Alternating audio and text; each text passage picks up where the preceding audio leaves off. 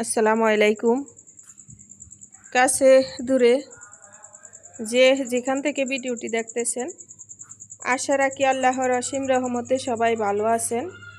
আলহামদুলিল্লাহ, আমরাও ভালো আছি। এই তো নতুন দিনে নতুন আরও একটা ভিডিও নিয়ে হাজির হয়ে গেলাম আপনাদের মাঝে। তো আজকের ভিডিওটা শুরু করেছি, আমি বাজার থেকে মাছ কিনে এনেছি। ওইখান থেকে সকালে আসলে বাজারে যাব, কতদিন ধরে আবার ছেলেরা বাজার করে, তো এই ভাবছি আজকে আমি যাব ইলিশ মাছ কিনবো। এই জন্য ওরা ইলিশ মাছ কিনতে পারবে না, এই জন্য ঘরের কাজগুলা তাড়াহুড়া করে শেষ করে তারপরে বাজারে গেছিলাম। সকালের আর কোনো কাজই আপনাদের সাথে শেয়ার করতে পারি নাই।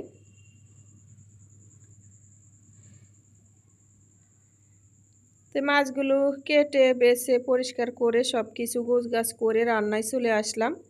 তো ইলিশ মাছ আসলে এখন একটু দামই ইলিশ মাছের, কিছুদিন গেলে ইলিশ মাছের দামটা কমবো। আর আমি ঢাকা থেকে বেশি একটা ইলিশ মাছ কিনা খাই না, আমি হলো গ্রামের বাড়ি থেকে ইলিশ মাছ আনাই, ওইখান থেকে ইলিশ মাছ আনা খাই। কারণ আমার তেনে ঢাকার মাছগুলো না অত মজা লাগে না, মজা না একবারে যে তা না, কিন্তু আমার কাছে যে মনে হয় যে দেশের মাছটির মতো এত মজা না। হয়তো যারা গ্রামের বাড়ি থেকে ইলিশ মাছ আনা খান এরাই বুঝতে পারবেন। সত্যি কিন্তু ইলিশ মাছটা গ্রামের বাড়িটা যেরকম মজা এরকম মজা না।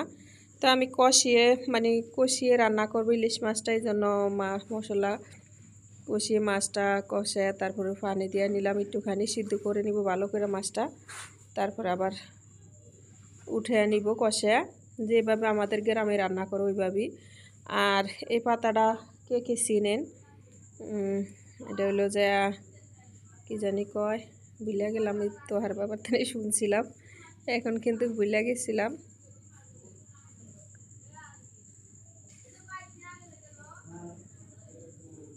মনে পড়ছে, আসলে মনে থাকে না এই পাতাটার নাম। এটা হলো গান্ধরি পাতা। এই পাতাটা দিয়া ছোটোবেলায় আমি যখন ক্লাস 3-তে পড়ি, মনে হয় 3 বা 4-এ, তো আমার এক বান্ধবীর বাড়িতে বড়া খাইছিলাম। আমাদের বাড়িতে কখনো বড়া করা হয়নি পাতা দিয়া, এই খাই আমার কাছে অনেক ভালো লাগছিল। আমার এত ওই কথাটা আমার সবসময় মনে পড়ে যে এই পাতাটা কখনো পাইলে আমি আরেকবার খাবো, কিন্তু আমি আমার মার সাথে কখনো শেয়ার করি নাই, আর আমার মা তো নাই। তো একটা আংটি, আমার পাশের বাড়ির ভাড়া থাকে এক আংটি, ওনারাতে পাতাটা দেখা ওনাকে জিজ্ঞেস করলাম যে আংটি এটা কী পাতা, কিন্তু পাতাটা আমি চিনি না, খালি বড়া খাইছি এটাই জানি। পরে উনি বলে যে এটা গান্ধরি পাতা। তা আমি কইছি কি এটা দিয়ে কী করে, কব এটা দিয়ে বড়া বানায়। পরে পাতাটা হাতে নিয়ে শুইকা পরে দেখি যে সত্যি তো আমি এটা দিয়া বড়া খাইছিলাম আমার বান্ধবীর বাড়িতে। তো আমি কইছি যে আংটি আরেকদিন আনলাম আমার কয়টা দিয়েন। তো এই যে আংটি কয়টা পাতা আইনা দিয়ে গেছিলো, কয়টা এই পাতা দিয়ে আমি বড়া করবো, এটা নাকি বেটে তারপরে বড়া করলে ভালো হয়। তা আমি জানি না এটা বাইটাই বড়া বানাইছিল না কুচিয়ে বড়া বানাইছিল, তো আমি কুচিয়ে বানাইছিলাম। তো কুচিয়ে বানাইছি, তাও আমার কাছে অনেক ভালো লাগছিল। আর আমার মেয়ে তো খায়া পাগল, বলে যে বাবা সব খায়া ফেলাইছে, আমার লেগে রাখে নাই কেন।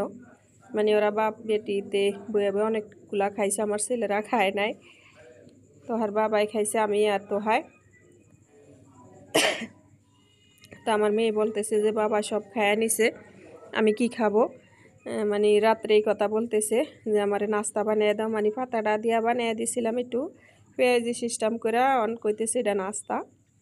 তো এই তো আর বাবারে বলছিলাম ফোন করে যে আবার নিয়ে আসো, মেয়ে খাবে, ওর অনেক পছন্দ হয়েছে। তা আসলে মজা লাগে, যারা যারা খাননি খাইবেন পাতাটা, গান্ধরি পাতা। তো আমি হলো হলুদ, হালকা হলুদ আর কাঁচামরিচ, পেঁয়াজ আর হলো ডাল, মশারি ডাল খেসারি ডাল একসাথে বেটে ব্লেন্ডার করে তারপরে এই যে বড়া বানাইব।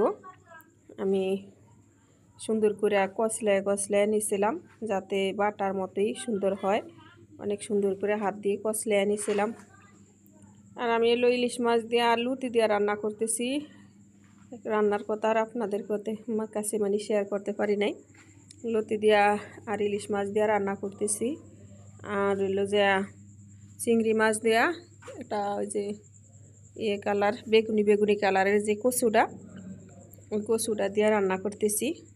তো এই লতিগুলা যেখানে বেড়াইতে গেছিলাম ওইখান থেকে আনছিলাম, আমার এই বাবির বাড়ির থেকে ওরাই তুলিয়া দিছিল। কালকে যে কচুর ফুল রান্না করছিলাম, তা আজকে এই যে লতি রান্না করতেছি। আর গ্রামের বাড়ির লতিগুলো অনেক মজা লাগে। এই লতি দেখেই আমার লোভ পড়ছে যে আমি ইলিশ মাছ দিয়ে খাবো, এজন্য ইলিশ মাছ কিনতে গেছিলাম। আসলে আমরা যারা গ্রামে থাকি এরা পছন্দ অনুযায়ী খাবারগুলি খাইতে অনেক পছন্দ করি। যেমন কচুর শাক দিয়ে ইলিশ মাছের মাথা, তারপরে কচুর লতি দিয়ে ইলিশ মাছ, তারপরে এই যে কচুর ডোগা, এটার আমরা কচুর ডোগা, দুধ কচুর ডোগা, এটা দিয়ে চিংড়ি বা মাছ বা ইলিশ মাছ দিয়ে রান্না করে খেতে আমরা অনেক পছন্দ করি। যারা বরিশাল অঞ্চলের মানুষ আছেন তারা একমাত্র জানেন। আর অনেক আপুরা আমারে প্রশ্ন করে যে আপু আপনার বাড়ি কোথায়? আসলে আমার বাড়ি বরিশাল যে বিভাগ আর ভোলা জেলা, বরিশাল থেকে অনেক দূরে ভোলা জেলায় আমার বাড়ি। তো জানি না কোন কোন প্রিয় আপুরা দেখতেছেন, দেখবেন প্লিজ আপুরা একটা লাইক দিয়েন, মনে করে একটা লাইক দিয়ে ভিডিওটা দেখেন। আর নতুন প্রিয় ভাইয়া আপুরা সাবস্ক্রাইব করে আমার পাশে থাকেন, আমাকে সাপোর্ট দিন, আমি আপনাদেরকে সাপোর্ট দিব। আসলে আমরা একে অন্যকে সাপোর্ট না দিলে কেউই এগিয়ে যেতে পারবো না। সবাই যদি সবাইকে একটু করে সাপোর্ট করি তাহলে সবাই একসাথে এগিয়ে যেতে পারবো। আমাদের সবার সাপোর্টটা অনেক দরকার। তো আমি আশা করব আমার প্রিয় প্রিয় ভাইয়া আপুদের কাছে যে সবাইকে সাপোর্ট করি আর একসাথে এগিয়ে যাই, চলেন। আর হইল যে প্লিজ ভাইয়া আপুরা একটু ওয়াচ টাইমটা একটু ফুল করে দেওয়ার চেষ্টা করেন, ভিডিওটা ফুল দেখেন। জানি না কোন কোন প্রিয় আপুরা এখনও আছেন আমার সাথে কথাগুলো আমার শুনতেছেন বকবকানি। আর এই যে বড়াগুলা ভেজে নিতেছি। আসলে সবাই তো সব রকম করে না, অনেকে দেখা গেছে শুরু থেকেই চলে যায় একটুখানি দেখে, আর অনেকে আছে হয়তো পুরাটাই দেখে তারপরে কমেন্ট করে। আমি কিন্তু সবাইরে প্রথম আর শেষে কাজের ব্যস্ততা বা অনেক সময় হলো প্রথমে একটা কমেন্ট করি, পরে একটা কমেন্ট করি, এরকম করে সবার ফুল ওয়াচ করে দেওয়ার চেষ্টা করি। কিন্তু আমার প্রিয় আপুরা আমার সাথে এটা করে না, কারণ আমার ওয়াচ টাইমটা অনেক কম আসে। যদি সবাই তো একরকম না, হয়তো অনেকে করেন অনেকে করেন না। তো যদি সবাই যদি করতো তাহলে ওয়াচ টাইমটা আরও বেশি আসতো, করে না, এটা বোঝা যায় ওয়াচ টাইম দেখেই। আর এই যে পাতাটা আসলে খাইতে অনেক মজা হয়েছিল, অনেক মজা। হয়তো যারা খাইছেন তারা জানেন এই পাতাটা বাইটটা লইলে নাকি ভালো হয়। যারা দেখতেছেন, যারা চিনেন কমেন্টে জানাইতে পারেন আমাকে। আর এই যে আমার ছেলে তো ইলিশ মাছ মানে খায় না, ওর গলায় কাঁটা বিন্ধে নাকি, এই জন্য ওর জন্য পোয়া মাছ ভুনা করতেছি। পোয়া মাছ ভুনা করে দিব, হলো পোয়া মাছ দিয়া খাবে। আসলে সবাই ইলিশ মাছ অনেক পছন্দ, আমার ছেলেদের তেমন পছন্দ না, ওরা ভাজাটা অনেক পছন্দ করে, ভাজাটা খেতে অনেক পছন্দ করে। কিন্তু আমি মাছটা ভাজতে মনে ছিল না আমার, এজন্য হলো যে মাছ ভুনা করে দিতেছি, পোয়া মাছ। আসলে অনেকে ইলিশ মাছে কাটার ডরে ভয়ে খাইতে চায় না, তেমনি আমার ছেলেরাও ইলিশ মাছ কাটার ভয়ে খাইতে চায় না, ওরা মনে করে যে কাটা বিনবে।